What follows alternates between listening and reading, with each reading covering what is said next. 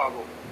তার মানে কি, তুমি ইমাজিন করো যে ওয়াটারের মধ্যে একটা ওয়াটার বাবেল আছে, তাহলে সেই ওয়াটার বাবেলটা কি আর মুভ করবে উপর থেকে নিচের দিকে বা নিচের থেকে উপরের দিকে? কোনো দিকেই মুভ করবে। মানে তুমি যদি কনসিডার করো যে ওয়াটারের মধ্যে একটা কোনো একটা জায়গায় একটা ওয়াটার বাবেল, সে তার পজিশন দেখো ফিক্সড রাখবে, তার কোনো গতিবেগ থাকবে না, কারণ ওয়াটারের ডেন্সিটি আর বডি যেটা অ্যাজিউম করছি তার ডেন্সিটির মানটা সমান, তাই ভি এর মানটা 0 পাবো।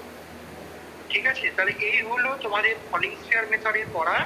আমি তোমাদের সাজেস্ট করবো 10 ইয়ার্সটা একটু মার্ক করো, এই রেঞ্জের কি কি আছে দেখো। আমি এখানে লিখে রাখছি কি numerical problem, numerical problems and derivation 10 ইয়ার্সটা সবাই ফলো করবে। আছে দেখো তো, এটা খুঁজে পাচ্ছ কিনা দেখো তো। আমি প্রথম থেকে বলছি, কয়েকটা জাস্ট বলবো। ক্যালকাটা ইউনিভার্সিটি 2004 হলো, দেখো তো 9D মিলছে দেখো সবাই।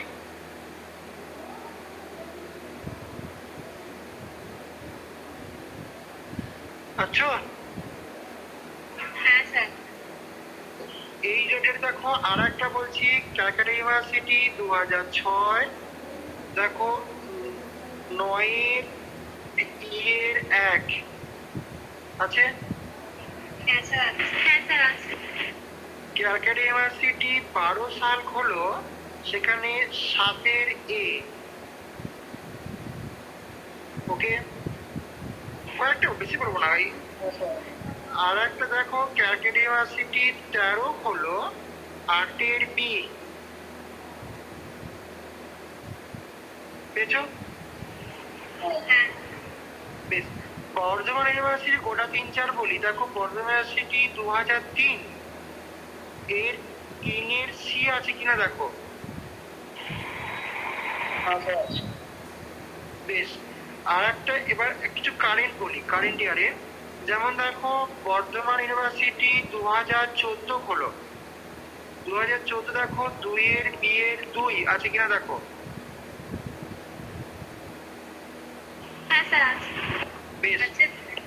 এইগুলো ভালো করে করবে। 2017 একটা বলছি, দেখো তো 3 এর 3, এটা ওল্ড যেটা দেখো প্যাটার্নে ছিল সেখানে দেখো পাবে 2017।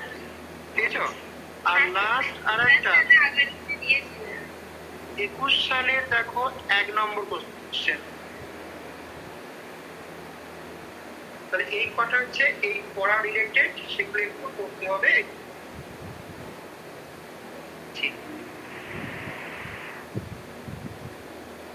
সবার হয়েছে? মার্ক করেছো? হ্যাঁ স্যার। বেশ, এবারে আমি একটু অন্য টাইপে পড়ায় যাই, চলো। আমি দেখো এরকম কোনো একটা সলভেন্ট, ধর আমি ওয়াটার নিলাম, যার ভিসকোসিটি কোএফিসিয়েন্টের মানটা পিওর ওয়াটার, যেহেতু আমি এটা নট বলছি, তুমি এখানে কোনো একটা সলিউট যোগ করে একটা সলিউশন তৈরি করলে, ঠিক আছে। Let let pure solvent is, কারণ আমরা ওয়াটারটাকেই বেশি করে ইউজ করে থাকি যে কোনো সলিউশন তৈরি করার জন্য। Let pure solvent is water, water এর ভিসকোসিটি কোএফিসিয়েন্ট, ভিসকোসিটি কোএফিসিয়েন্ট এটা বললাম ইজ এটা নট। এই সুমিত আছো? সুমিত? হ্যাঁ স্যার। শোনা যাচ্ছে তো? হ্যাঁ স্যার। বেশ বেশ, পিওর সলভেন্ট ওয়াটারে দেখো ভিসকোসিটি কোএফিসিয়েন্ট এটা নট ধরেছি। এবার তুমি এখানে কিছু সূক্ষ্ম সলিউট যোগ করো। অ্যাড সাম সুক্রোজ,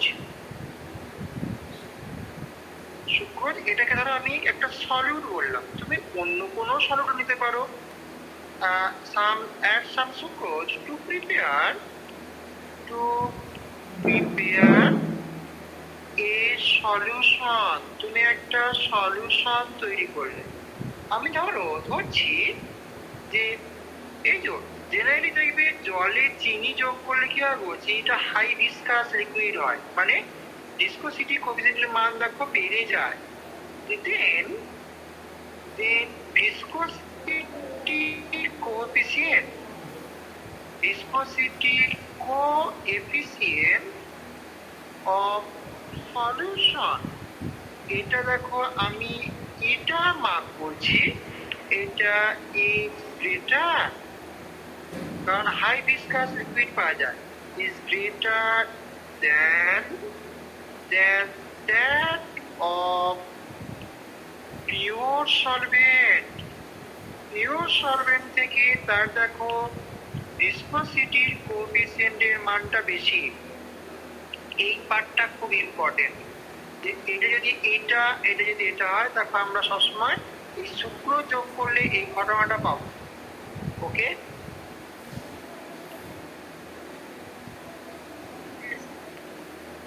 এখানে এই যে দেখো দুটো ডিফারেন্ট ভিসকোসিটি পেলাম, এখানে কতগুলো টার্ম ইউজ করা হয়। যেমন 1 নম্বর বলছি, এই যে ইটা বাই ইটা নট, মানে সলিউশনের ভিসকোসিটি বাই পিওর সলভেন্টের ভিসকোসিটি, এটা কি বলা হয়, is called relative viscosity. Relative viscosity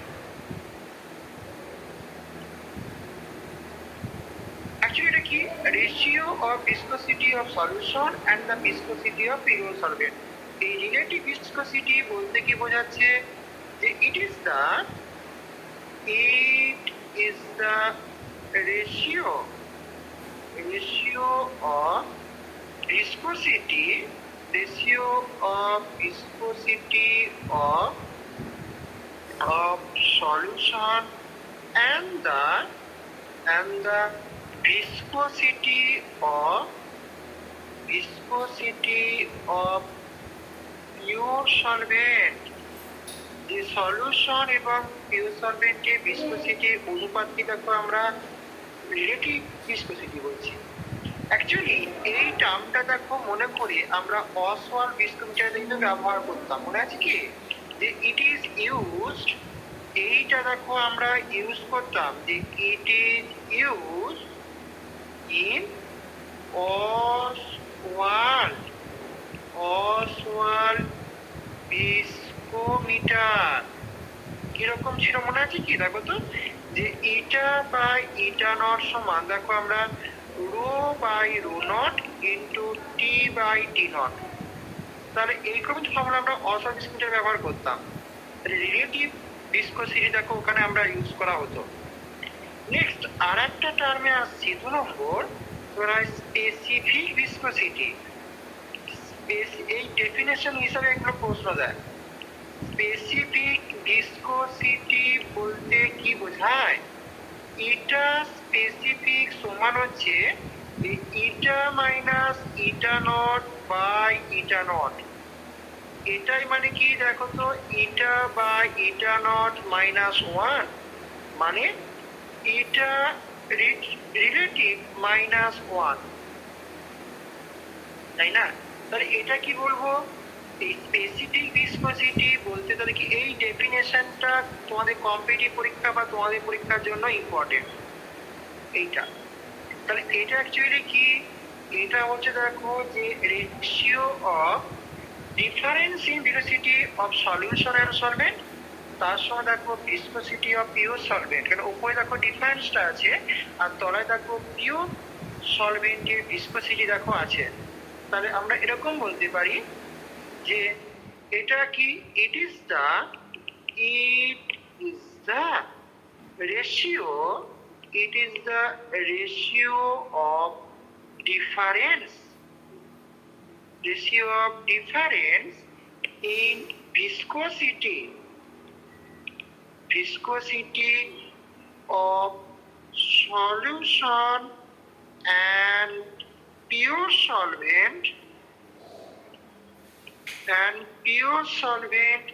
with the viscosity of pure solvent। তাহলে উপরে দেখো difference in viscosity of solution and pure solvent, আর তলায় দেখো পিওর সলভেন্ট ভিসকোসিটি আছে, এটাকে আমরা স্পেসিফিক ভিসকোসিটি বলি। এটা স্পেসিফিক এসপি দিয়ে ডিনোট করা হয়। নেক্সট আর একটা টার্ম আসছে 3 নম্বর, দেখি reduce specific viscosity. reduced REDUCED, reduced REDUCED, reduced specific viscosity। এটা কাকে বলা হয়?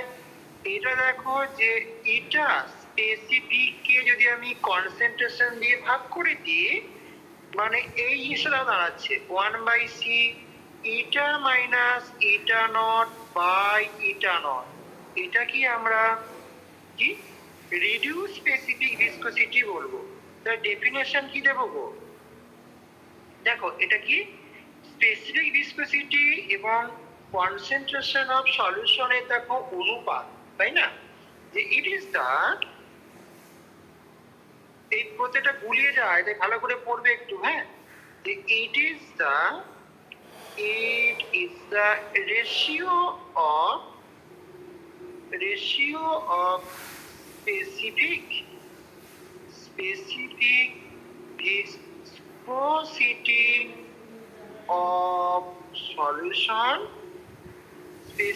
viscosity of solution, and the concentration of solution,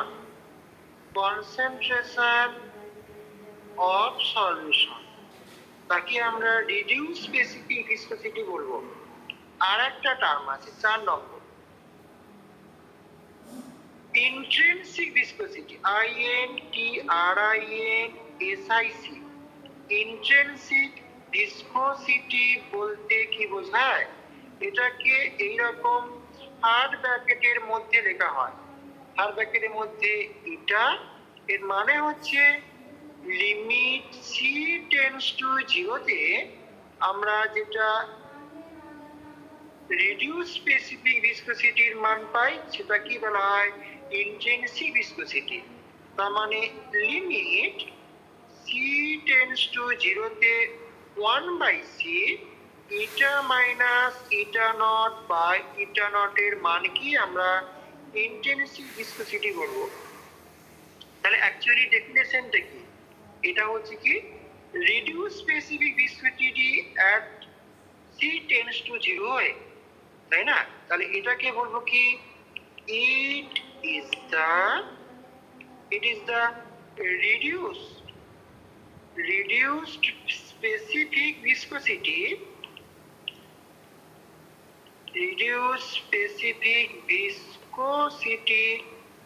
কখন? এই যে লিমিট সি টেন্ডস মানে অ্যাট সি টেন্ডস টু 0, মানে অ্যাট ইনফাইনাইট ডাইলিউশন কথাটা তুমি এখানে বলতে পারো। যখন টেন্ডস টু 0 মানে টেন্ডস টু 0, তখন দেখো যেটা আমরা রিডিউস স্পেসিফিসিটির মান পাই সেটাকে আমরা ইন্ট্রিনসিক ভিসকোসিটি বলি। ওকে,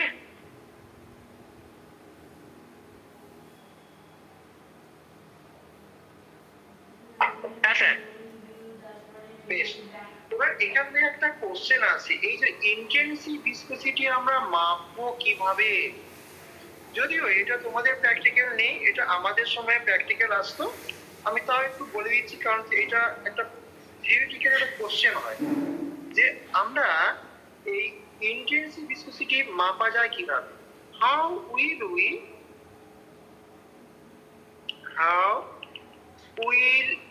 ইউ ডিটারমাইন এই ইন্ট্রিনসিক ভিসকোসিটি কিভাবে মাপবে? দেখা যাক কিভাবে করতে পারি। দেখো অ্যাকচুয়ালি কি এটা সি টেন্ডস টু 0 তো তুমি প্রথমে 3-4টে সলিউশন তৈরি করো। ধরো আমি 6%, 8%, 10% এর সলিউশন তৈরি করেছি। যে প্রিপেয়ার, স্যার বলছিলাম এরপরে আপনার নেটওয়ার্ক প্রবলেম হচ্ছে, শোনা যাচ্ছে না ভালো। কার্গো আর থিতা সবারই প্রবলেম হচ্ছে? না স্যার এই সবারই অ্যাকচুয়ালি আমি বলি, আমাকে অনেকেই বলছে ক্লাসটাকে সকালের দিকে নেওয়ার জন্য, কিন্তু আমি এখন স্ট্রংলি কথাই বলবো, যেহেতু আমি ব্যাচটাকে এই সোমবার এবং শুক্রবার সন্ধ্যাবেলায় স্টার্ট করেছি, সবার টাইম অ্যাডজাস্ট করে এটা যেহেতু রান করছে, তাই এই মুহূর্তে আমি চেঞ্জ করতে পারবো না। এই ব্যাচটা বা এই সেম টুটাকে কভার করার পর আমি একটা দিন সকালে আর একটা দিন সন্ধ্যায় করব থার্ড সেম থেকে। তাই তখন আমি চেঞ্জ করবো, যাদের অ্যাডজাস্ট টাইমটা হবে তারা রাখবে, আর যাদের হবে না আমার একটু বাদ থাকবে না। আর যদি দেখি ম্যাক্সিমাম জনের সকালবেলা টাইমটা পারমিট করছে না, তখন আমাকে বাধ্য হয়ে এই সময়টা কি আবার মানে রাখতে হবে। যেহেতু আমি তোমাদের বলি, তোমাদের যারা ইমিডিয়েট সিনিয়র, যারা এখন 4 নম্বর সেম পড়ছে, তাদের কিন্তু কন্টিনিউয়াসলি সেম 1 থেকে এই সন্ধ্যেবেলা ব্যাচই পড়ছে। তারা রবিবার আর বুধবার সন্ধ্যাবেলায় পড়ে, তাদের কিন্তু কোনো প্রবলেম হয় না। তোমাদেরই অনেকে দেখি ডিস্টার্ব করছে দেখছি অ্যাকচুয়ালি। এবার আমি আমি টার্গেটটা অ্যাকচুয়ালি যেটা নিয়েছি কি, যে আমাকে তো পুরো সিলেবাসটা কভার করতে হবে, আর প্রচুর লেন্দি সিলেবাস এবং টোটালটাই আনকমন। তাই আনকমন গুলোকে পড়াতে গেলে আমাকে আস্তে আস্তে পড়াতে হচ্ছে, ওই জন্য তাই আমি একটুখানি বলবো আর একটু, বুঝলে? এখন 8টা সবাই বাজছে, আমি 8:15 পর্যন্ত টানবো, আর একটু টানি, বুঝলে? যে নেটওয়ার্ক ডিস্টার্ব হচ্ছে, আমি একটু বলি যে তার বন্ধুদের কাছ থেকে একটু হেল্প নিয়ে নেবে পরে, যে কি বলেছি এগুলো জানার জন্য। হ্যাঁ, কারণ অনেকেই ডিস্টার্ব হচ্ছে, অনেকেই হয়তো ক্লাস করতে পারছে না, এরকম অনেকেই আছে। কিন্তু আমার কি করবো বলো, অনলাইন ক্লাস, অনলাইন নেটওয়ার্ক নিজেদের ভালো থাকবে তাহলেই ভালো হবে, কিন্তু আমি এখানে কিছু করার নাই আমার। বেশ, আমি দেখো এটা কি করে বার করবো, এই ইন্টেন্সিভ ভিসকোসিটি। আমি প্রথমে কিছু ভেরিয়াস সলিউশন তৈরি করব। প্রিপেয়ার ভেরিয়াস সলিউশন, বা ভেরিয়াস কনসেন্ট্রেশন অফ সলিউশন বললে আরো ভালো হয়। ভেরিয়াস কনসেন্ট্রেশনের solution, various concentration of solution, concentration of solution. আমি ধরো এইগুলো তোমাকে বললাম যে তুমি 6% W/V তৈরি করো, 8% W/V তৈরি করো, আর 10% W/V সলিউশন তৈরি করলে। এরপর কি করবে? অসওয়ার ভিস্কোমিটারের সাহায্যে এই প্রত্যেকটা সলিউশনের ইটার মানটা ডিটারমাইন করো with the help of water. Use Ostwald, use Ostwald viscometer,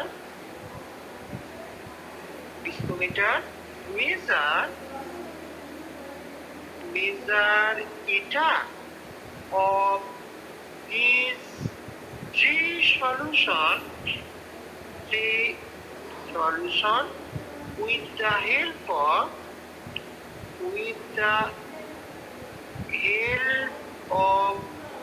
water. ওয়াটারের সাহায্য নিয়ে তুমি এই 3টে সলিউশনের ইটার মানটা বার করলে। তারপর তুমি কি করবে? এই যে প্রত্যেকটা সলিউশনের জন্য তুমি ওই দেখো eta minus eta naught by eta naught এর মানটা বার করো। কি? ক্যালকুলেট কোনটা? এই যে eta minus eta naught by eta naught of each solution. প্রত্যেকটা সলিউশনে এইটা বার করো। তুমি বলো তো, যত কনসেন্ট্রেশন বেড়ে যায় ইটার মানটা তত বাড়ে, তাই দেখো ইটা মাইনাস ইটা নট এর মানটাও বাড়ে বলে ওভারঅলটাও দেখো বেড়ে যায়। কি বললাম? অ্যাজ কনসেন্ট্রেশন ইনক্রিজেস, যত কনসেন্ট্রেশন বাড়ে ইটা অলসো ইনক্রিজেস। সো এই ইটা মাইনাস ইটা নট এটাও দেখো অলসো ইনক্রিজড, এটাও বাড়ে। আর eta minus eta naught by eta naught এটাও দেখো অলসো ইনক্রিজেস বা অলসো ইনক্রিজড। তাই কনসেন্ট্রেশন বাড়ার সঙ্গে সঙ্গে তুমি দেখবে কি এই মানটাও বাড়ছে। ওকে, হয়েছে?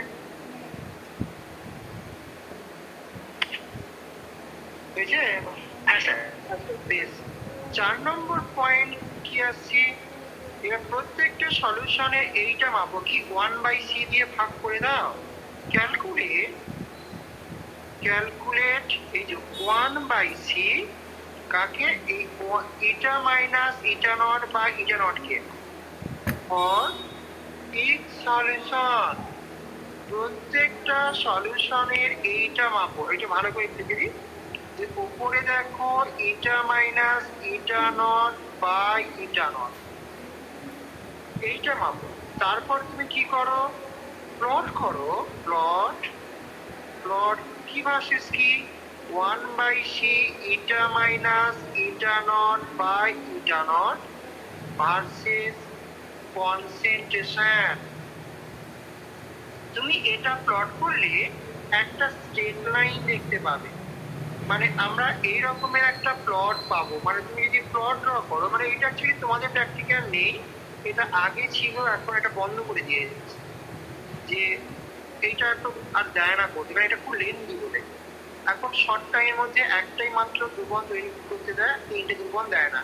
তুমি এখানে দেখো যে 1/c eta minus eta naught বা ইটা নট, অ্যাকচুয়ালি এটা আমাদের সময় ছিল, তখন 6 ঘন্টা ধরে প্র্যাকটিক্যাল হতো, তখন এই প্র্যাকটিক্যালটা করতে হতো। তুমি দেখো এখানে এই 6%, 8%, 10% 3টে দেখো সলিউশন তৈরি করেছো, তাদের কনসেন্ট্রেশনের সঙ্গে প্লট করছো। দেখা যায় এরকম 3টে পয়েন্ট আমরা পাবো। এই 3টে পয়েন্টকে তুমি যদি কানেক্ট করো, দেখো তুমি এইরকম একটা স্ট্রেট লাইন পেলে। সেই স্ট্রেট লাইনটাকে দেখো আমি কি করব, কনসেন্ট্রেশন টেন্ডস টু 0 পর্যন্ত দেখো আমি এক্সট্রাপোলেট করলাম। যেখানে কাট করলো এইটাকেই দেখো আমরা ইন্ট্রিনসিক ভিসকোসিটি বলবো, তার কারণ এটাই দেখো c টেন্ডস টু 0 তে এই রিডিউস স্পেসিফিক ভিসকোসিটির মান। তাহলে আমি কি বলতে পারি যে এটা দেখো প্লট করলে কি হয়, এ স্ট্রেট লাইন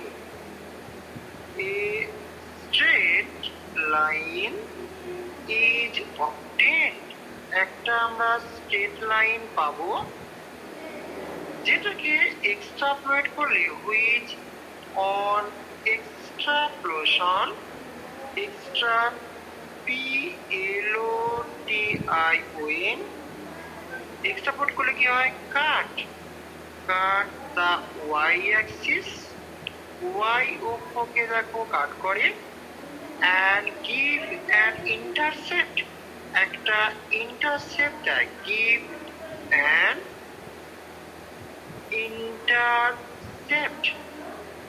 এই ইন্টারসেপ্টের ভ্যালুটাই হচ্ছে কিনা ইন্টেন্সিভ ভিসকোসিটির মানের সঙ্গে সমান। The value of intercept is equal to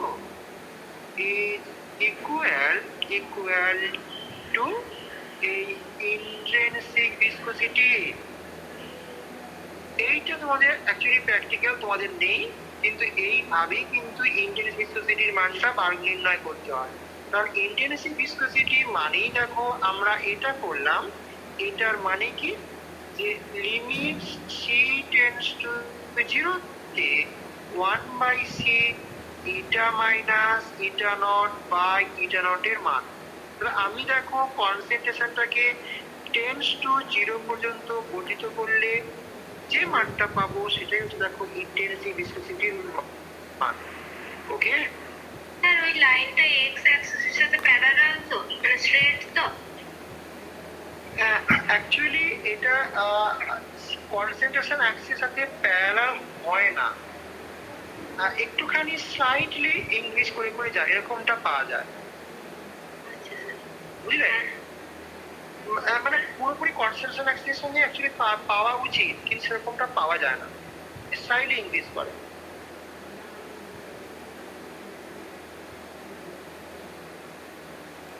ওকে,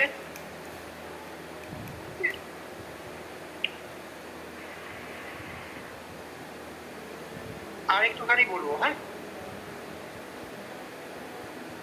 পরের দিন এই চ্যাপ্টারটা আমার শেষ হয়ে যাবে, দিয়ে আমি পরবর্তী চ্যাপ্টার তোমার যেটা আছে গ্যাসের গতীয় তত্ত্ব সেটা শুরু করব। সবার শেষে আমি ওই তোমাদের থার্মোডাইনামিক্সটা আছে সেটা পড়াবো। হ্যাঁ, থার্মোডাইনামিক্স ফর আসতে যাবো, থার্মোডাইনামিক্স 2। হয়ে গেছে স্যার? সবাইকে নেক্সট টপিকে আসছি। এই যে এটা যে টেম্পারেচার উপর ডিপেন্ড করে সেটা বলবো, যে temperature dependence of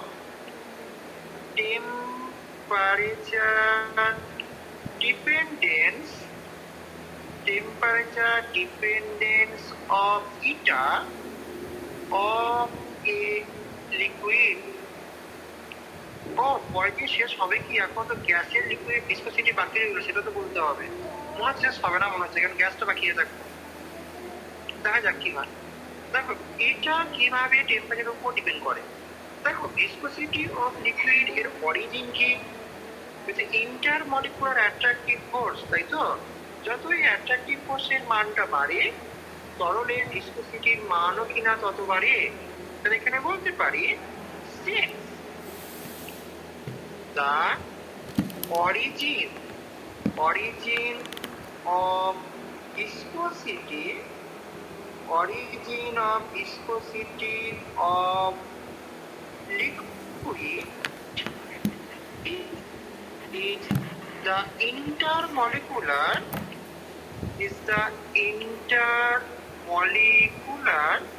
attractive force. Intermolecular attractive force. So as the এই যে অ্যাট্রাকশনের ম্যাগনিটিউড যত বাড়ে তত কি হবে? ভিসকসিটির মানটা তত বাড়বে। So as the magnitude of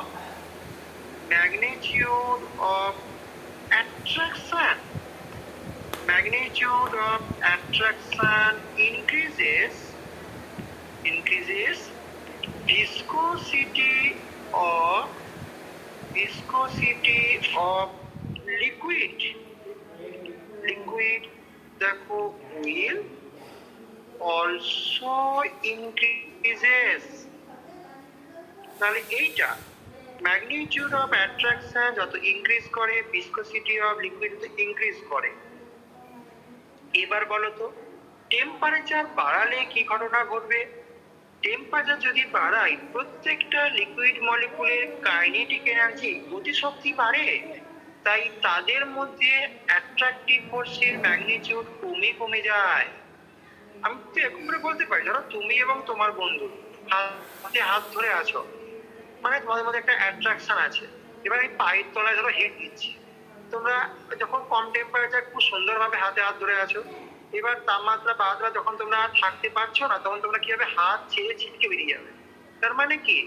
temperature যত বাড়াবো তোমাদের গতিশক্তি বাড়ছে বলে তোমাদের মধ্যে যে অ্যাট্রাকটিভ ফোর্স তার ম্যাগনিটিউড দেখো কমে যাচ্ছে, তাই না? তাই ভিসকসিটির মানটাও কিনা কমে যায় উইথ ইনক্রিজিং টেম্পারেচার। তাহলে এরকম বলতে পারি নাও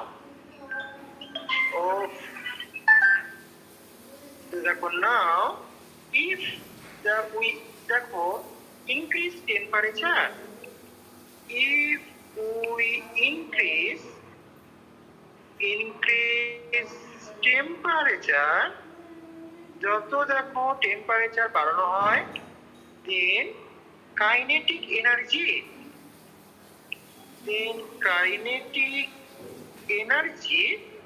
of each liquid molecule এটা দেখো ইনক্রিজ করে, increases। so তাহলে কি হবে? so the attractive force between them এটা দেখো কমে যায়। attractive force between them এটা decreases, এটা কমে যায়। তাই কি হয়? thus coefficient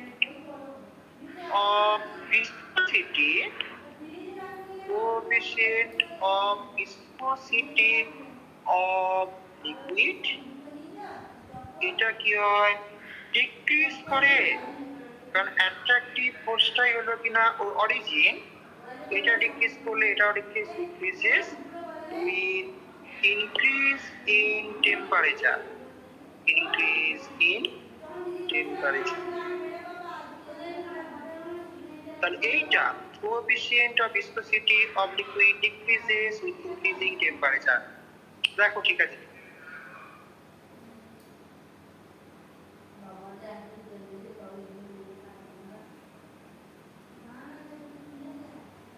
হ্যাঁ স্যার। বেশ। তাহলে বলো তো, একটা বাড়লে দেখো একটা কমছে, তাই না? এই সুমিত, তোমাকে একটা কথা বলি, তোমাদের ওই আশপাশে যে কলেজ, হরিপাল কলেজ, একজন পড়তো, কি নাম জানো? যে ও তোমার অ্যাড হওয়ার পর, হ্যাঁ ও অ্যাড হয়েছিল, কিন্তু ও আমাকে বলেছিলাম যে আমি ফ্রিতে পড়াতে পারবো না, যে ও আমাকে কিছু পেমেন্ট করেনি বলে আমাকে গ্রুপ থেকে লেফট করেছিলাম, কিন্তু ও তারপর কোনো রেসপন্সও করেনি, কিছুই না। তোমার সঙ্গে কথাবার্তা হয়েছে?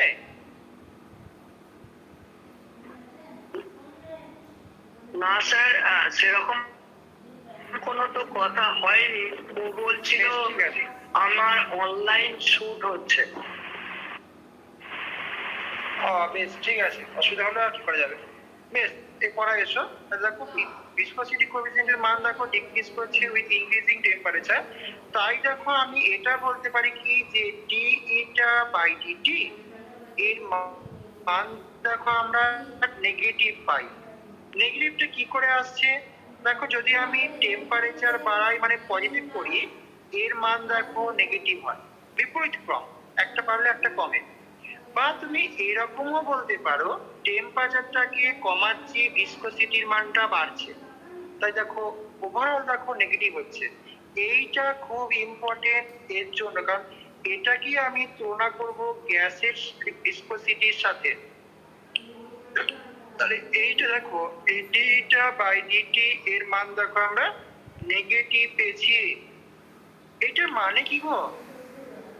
এটার দেখো মানে, আমি যদি ডিটি ডিগ্রি টেম্পারেচার চেঞ্জ করি, ভিসকসিটি চেঞ্জ হয় ডিটা, যে এইটার মানেই দেখো এটা বলতে পারি, if DT degree change in temperature, viscosity changes by viscosity যদি changes by d এটা অ্যামাউন্ট, এটা বাড়তেও পারে কমতেও পারে, দেন 1 ডিগ্রি টেম্পারেচার চেঞ্জ করলে ভিসকসিটি চেঞ্জ কত হবে? এটাই দেখো ডি ইটা বাই ডিটি। এটা কি বলা হয়? এটা কি বলা হয়? Temperature coefficient of viscosity coefficient. কি? যে d eta by DT is called temperature, TEM, temperature coefficient, temperature coefficient of viscosity coefficient। দেখো টেম্পারেচার কোএফিসিয়েন্ট বলতে কি বোঝায়? যে 1 ডিগ্রি টেম্পারেচার পরিবর্তনের জন্য, আর উপরে যেহেতু এটা আছে এটাকে ভিসকসিটি কোএফিসিয়েন্ট বলি, তাই ওভারঅল এটাকে আমরা কি বলছি? Temperature coefficient of viscosity coefficient. কোশ্চেনটা এইরকম দেয় যে লিকুইডের ক্ষেত্রে এই টেম্পারেচার কোএফিসিয়েন্ট আর ভিসকসিটি কোএফিসিয়েন্টের মানটা নেগেটিভ কেন? বুঝতে পারছো?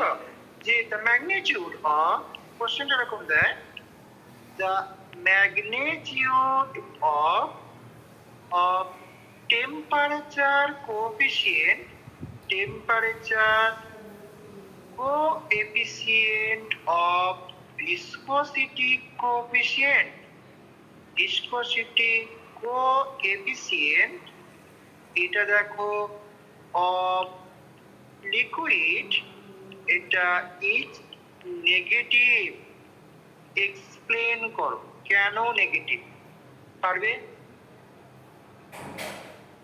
পারবে তো?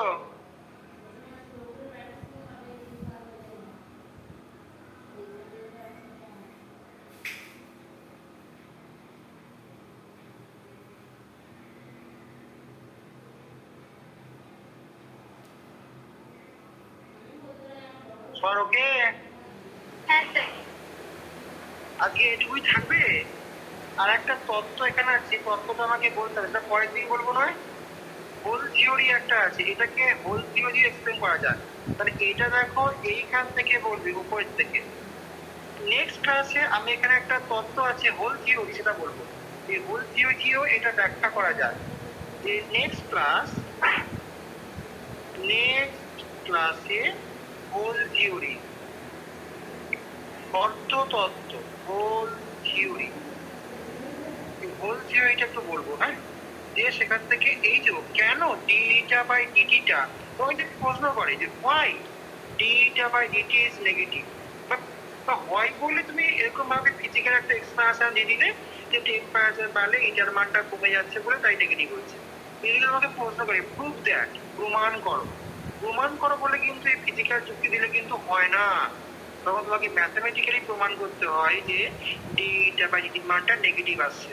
সেই প্রমাণটা করবো কিভাবে সেটা আমি এই পরের ক্লাসে হোল থিওরি বলবো, বলে দেওয়া বলবো। ঠিক আছে, ওকে।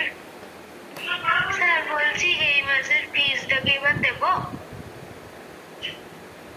তোমার যেটা সুবিধা হয় তুমি সেটা করবে। আমি এই গোটা সেমটাকে কভার করার পর যতগুলো ক্লাস হলো সেই হিসাবে আমি টোটাল অ্যামাউন্টটা লাস্টে করবো। এবার তোমরা এখন এখন এবার যা পে করবে সেটা আমি পরে সেটা আমি বলে দেবো, যে কার কত কি পে করা আছে, না কার বেশি আছে কার কম আছে সব বলে দেবো। ঠিক আছে, আমি একবার যেহেতু বলেছি ওই ক্লাস পিছু আমি ওইভাবে দেবো, সেই রকম ভাবে আমার সবার লাস্টে মোট যতগুলো ক্লাস হলো সেই হিসাব করে আমি তোমাদের ফাইনাল কার কত ডিউ আছে, কে কত এক্সেস পে করেছো সেটা আমি বলে দেবো। এবং যদি এক্সেস হয় সেটা আমি পরের সেমে আবার অ্যাড করবো। কারণ ফার্স্ট সেমে অনেকে দিয়েছিলে সেটা অনেকটা এক্সেস হয়ে গেছিল অনেকেরই, সেটা আমি এই সেমে অ্যাডজাস্ট করছি, বলে দিয়েছি। আর এখানেও তো ঠিক সিমিলারলি যাদের বেশি থাকবে এই আবার পরের সেমে আমি অ্যাড করবো। ঠিক আছে স্যার একবারে দেওয়াটা তো অসুবিধা, দিয়ে দেবো মানে 8 দিন করে বা 1 মাস করে হলেই হবে। আমার যুক্তি সেটাই, একবারে নিয়ে তো অনেকটা চাপ হয়ে যায়, যে যখন পারবে সেটা পে করে যাবে। আমার এই ব্যাপারে কোনো প্রবলেম হবে না, কারণ সব আমার খাতায় নোট করা থাকে কি কত দিচ্ছ না দিচ্ছ, তাই ভুলটা হয় না। এবার তার সঙ্গে যদি তোমরা প্যারালি তোমরা নোট লিখে দাও যে আমি এত এত দিয়েছি, তাহলে আর কোন দিক থেকে ভুলটা হবে না। ঠিক আছে। আমি একটা কোশ্চেন এখানে করবো। কোশ্চেনটা হচ্ছে, দেখো আমরা একটা লোহার বল একটা স্টিল বল ইউজ করে আমি এরকম ফর্মুলা ডিরাইভ করলাম। যদি প্রশ্ন হয় যে একটা কাঠের বলকে ইউজ করে কি আমরা এই টার্মিনাল ভেলোসিটির মানটা বার করতে পারবো? বলতে পারবে যে instead of steel ball absorb করে নেবে, তাহলে মানে লিকুইডটা কিছুটা অ্যাবসর্ব করে নিতে পারে তো কাঠটা, তাহলে ধরো কাঠের বলটা কোনো অ্যাবজর্ব করছে না, ঠিক আছে, যে তার সারফেসটা এতটাই মসৃণ যে উডেন বল কোনো লিকুইড অ্যাবজর্ব করছে না। তাহলে instead of steel ball if we use wooden ball, then কি ফলিং স্কেল মেথড অ্যাপ্লিকেবল হবে? কোশ্চেন বলো। Density of the body define হবে। হ্যাঁ, মানে লোহার বডি যা ডেনসিটি সেটা দেখো ফ্লুইডের ডেনসিটি থেকে অনেক বেশি।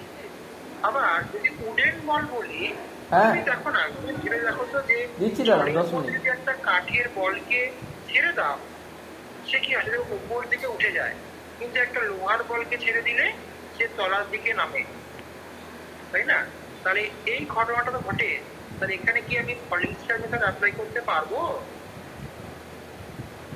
দেখি তোমাদের সামনে আমি এআই কে কোশ্চেন করে দেখি এআই কি বলছে দেখি। হ্যাঁ, তাই আমি আর নতুন কিছু করাবো না, যারা উঠতে চাও উঠতে পারো। হ্যাঁ, আমি তোমাদের সামনে একটু সার্চ করবো, দেখি কি পাওয়া যায়। Instead of steel ball if we use a wooden ball, then if we use then falling, if falling sphere SPHER their method is applicable or not? কি বলছে দেখি, ঠিক না? যে স্টিল বলের পরিবর্তে উডেন বল ব্যবহার করলে কি ফলিংটা কি বাড়িলাম গো, FALLING falling sphere method is applicable. এইগুলো আসছে না কেন? অ্যাপ্লিকেবল অর নট, দেখা যাক কি বলছে। এআই মোডে যাবে। কি বলছে বলতো, যে using a wooden ball in the falling sphere method is only applicable if the wood's density is significantly higher than the liquid density. For the method to work, the sphere must sink and reach a constant terminal velocity. দেখো এখানে wooden বল still বলের মধ্যে comparison দেখো করেছে। যে buoyancy steel বলের density high হওয়ার জন্য ensure it sink in almost all common liquids. কিন্তু উডেন বলের ডেনসিটি কম, it will float ভেসে বেড়ায় or remain stationary if the liquid is denser. তাহলে কি হবে, টার্মিনাল ভেলোসিটি স্টিল বলের ক্ষেত্রে reaches a high steady terminal velocity quickly due to high mass.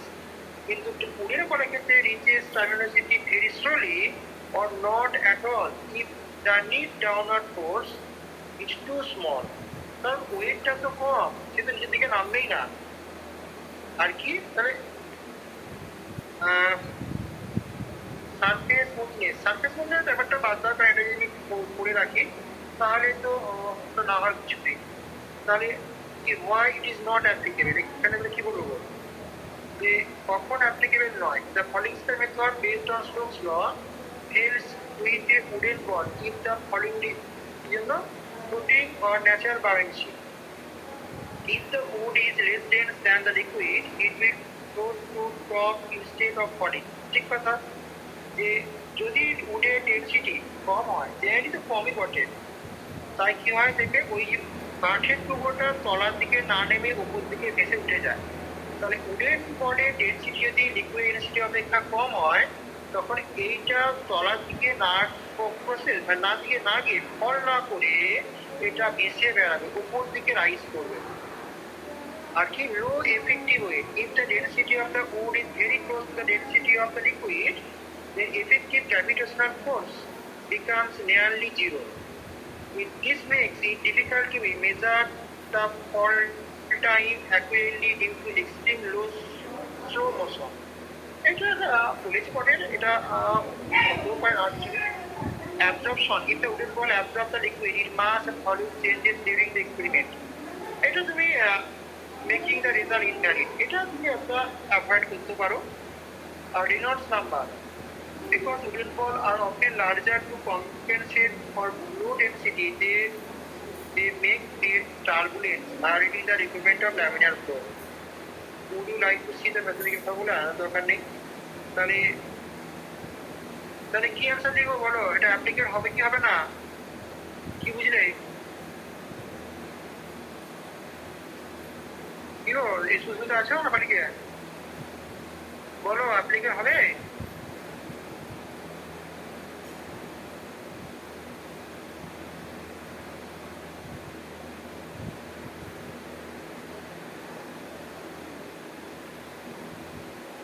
এই কেউ আছো?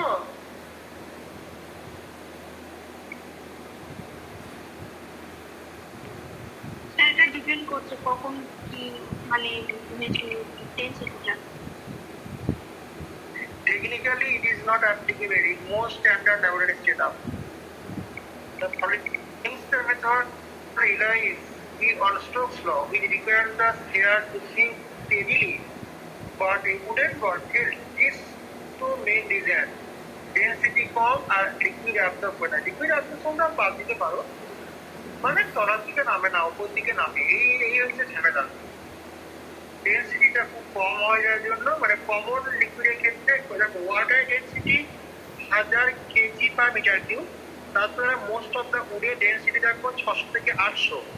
এই ডেনসিটি মানটা কম হওয়ার জন্য বলটা তলার দিকে না নেমে উপর দিকে উঠে যায়, তাই ফলিং স্টার মেথডটা দেখো অ্যাপ্লিকেবল হয় না। বুঝলে? এইটা লিখবে। মানে স্যার মানে যে বলটা দেওয়া হবে সেটাকে সবসময় নিচের দিকেই নামতে হবে, উপর দিকে উঠলে কোনো মানে প্রবলেম হবে? কারণ এখানে তো মানে দুখানা ফোর্সকে আমাকে মানে সমান করতে হবে, ইকুয়াল করতে হবে। ঠিক ঠিক ঠিক ঠিক। উপরে ওঠে অসুবিধা। উপরে উঠলে বলছে যে তলার দিকে তো ওয়েটটা কম, ডাউনওয়ার্ড ফোর্সটা কম, মাস কম হয় বলে, তাই কি হয় যে ডাউনওয়ার্ড ফোর্সটা কম হয় বলে এখানে আপওয়ার্ড ফোর্সের ম্যাগনিটিউড দেখো মানে বেশি, কারণ একটা ভিসকাস ড্র্যাগ আর একটা বায়োয়েন্সির জন্য আপওয়ার্ড ফোর্সটা বেশি। তাই কি হয়, আপওয়ার্ড ফোর্সটা বেশি হয় বলে লিকুইডটা নিচের দিকে নামেই না, এই বলটা উপর দিকে উঠে যায়। এই জন্য যে স্টোকস ল মানে সেই দেখো সেটা অ্যাকচুয়ালি ঠিক হচ্ছে না, এটাই তো বলছে।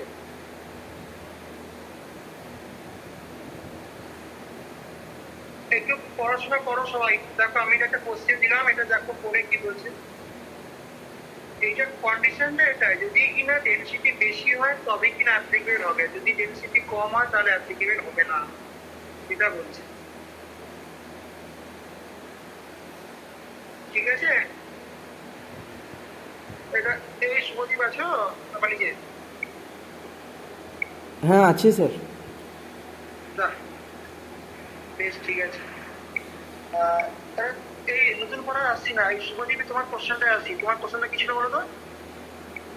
স্যার আমি যে কোশ্চেনটা যেটা বললে সেই কোশ্চেনটা দেখি। হ্যাঁ হ্যাঁ স্যার, বলবে এখন বলবো? না আমার মনে আছে আমি বলেছিলাম আচ্ছা যে ওই যে যখন আমরা ক্যাপিলারি রাইজ করি, ক্যাপিলারি রাইজ করার সময় কি যে আমরা কি অ্যাডিসিভ কোয়াক্টের জন্য ইনকি রাইজ করে না সারফেস টেনশনের জন্য রাইজ করে, তাই তো? হ্যাঁ স্যার, না ওটা ক্লিয়ার স্যার, ওটা স্যার অ্যাডিসিভের জন্যই রাইজ করছে, কিন্তু হ্যাঁ স্যার, হ্যাঁ ওটা ওটা ওটা একটা ডাউট ছিল। তাহলে আমি দেখি, হ্যাঁ হ্যাঁ আমি ওই কোশ্চেনটাই ধরো এআই কি করে দেখি, বলে দেখি যে ইন ক্যাপিলারি রাইজ বা ডিউরিং ক্যাপিলারি রাইজ কি হয় যে মেন রিজন কি, অ্যাডিসিভ ফোর্স না সারফেস টেনশন, তাই না? What is the main reason? What is the main reason? Mainly. What is the main reason for capillary rise? Capillary rise of water. Of water বলে আমি একটা colon দিই, হ্যাঁ colon দিয়ে বলি যে ইট ইজ ডিউ টু, আমি পুরোটাই বলে দিচ্ছি, it is due to adhesive ADHESI adhesive force or surface tension.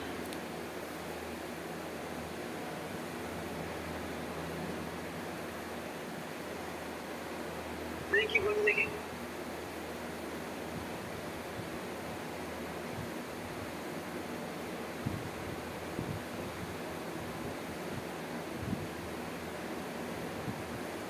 The main reason for the capillary rise of water is surface tension, though it is actually the result of specific relationship between two forces. Addition, this is the attraction between water molecules and the container wall, like a glass tube. It pulls the water up the sides. A surface tension is the cohesion. Because water molecules like to stick together, surface tension acts like a bridge, pulling the rest of the liquid surface upward to minimize its surface area and follow the adhesive force. In short, addition start the climb. দেখো এই কথাটা খুব important গো, যে addition start করছে দেখো ওটাকে এই জন্য, বা surface tension is the force that creates the curve meniscus. তার মানে কি হলো, ওই যে রাইজ করলো সেটার জন্য কিন্তু অ্যাডিসিভ ফোর্স, আর ওই কার্ভ মিনিস্কাস হচ্ছে এটা কিন্তু সারফেস টেনশনের জন্য, বুঝতে পারলে?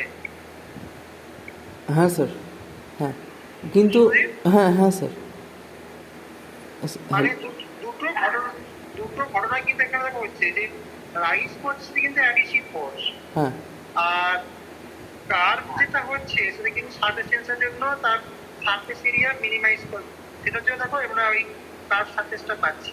হ্যাঁ কিন্তু স্যার ওই তাহলে লিক- এই বলছি ওই লিকুইডটাকে ধরে রাখতে কি হেল্প করছে? ওটা অ্যাডহেসিভ ফোর্সটাই হেল্প করছে কি লিকুইডটাকে ধরে রাখতে ওই ক্যাপিলারিতে? অ্যাডিসিভ ফোর্সটাই তো হেল্প করছে, একদমই তাই। হ্যাঁ কিন্তু স্যার যদি অ্যাডিসিভ ফোর্স না থাকে, তুমি বলো না যে ওয়াটারের পরিবর্তে যদি আমি মার্কারি নিতাম, মার্কারির সঙ্গে তো গ্লাসে অ্যাডিশন নেই, না তাই তো স্যার। কি হয়, মার্কারি উপর দিকে রাইজ করে না, ও নিচের দিকে নেমে যায়, হ্যাঁ। নিচের দিকেও নেমে যায়, তার কারণে কি সেখানে অ্যাডিশনটা একদমই নেই, না। আর ডিটেলস হয়ে দূরে সরে যায়, হ্যাঁ। তাই দেখো নিচের দিকে নেমে যাচ্ছে, মানে অ্যাডিশনটাই মেন রিজন কিন্তু। হ্যাঁ কিন্তু স্যার আমরা যখন তাই না? হ্যাঁ ইকুয়েশনটা লিখি তখন তো গামা দিয়ে লিখি, মানে সারফেস টেনশনটা ইউজ করি। না, সব সব সব সব কেটে কেটে কেটে কেটে যাচ্ছে, কেটে কেটে যাচ্ছে। তাহলে তুমি বলছো গামাটাকে তাহলে মাল্টিপ্লাই করছি নাকি? হ্যাঁ স্যার। হ্যাঁ হ্যাঁ স্যার। মানে একটু পাই আর এর সঙ্গে যে আপওয়ার্ড ফোর্স যখন করছিলাম তখন দেখো একটু পাই আর ইনটু গামা করছি, তাই তো? হ্যাঁ স্যার। তাহলে তাহলে এখানে লিখে রাখি, কি বলে দেখি যারা, যে upward force in capillary capillarized method, the upward force is the upward force is কত? দেখো 2 পাই আর হয়, 2 পাই থেকে কি লিখবো, পাই তো লেখা যাবে না, 2 পাই আর কথা লিখি, হ্যাঁ 2 পাই আর পাই ইনটু আর আর ইনটু গামা, গামা হয় বাই গামা।